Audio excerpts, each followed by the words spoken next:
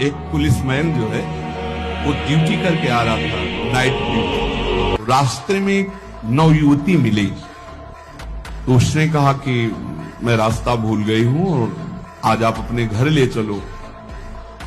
उसका ब्याह हुआ नहीं था, पवित्र भाव से वो घर ले गया। जब घर में ले गया तो फिर उसका अपवित्र भाव हो गया उस युवती का। वो तो घर ही था। सुबह निकल गई साथ, बड़ा खुश हुआ कि यार।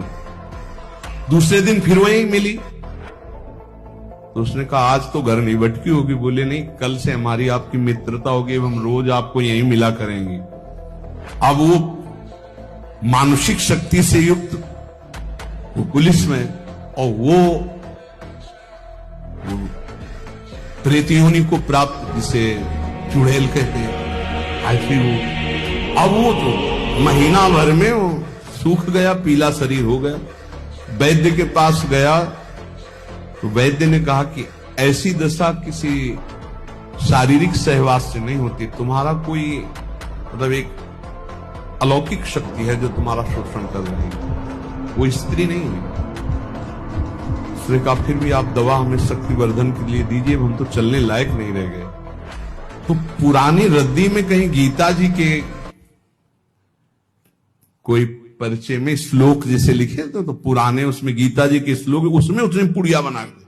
वो पुड़िया ऐसे डाल ली और उसने जाके गुस्सा में दरवाजा बंद कर लिया कि आज से हम मिलेंगे ही नहीं, हमारा तो जीवन ही बर्बाद हो गया।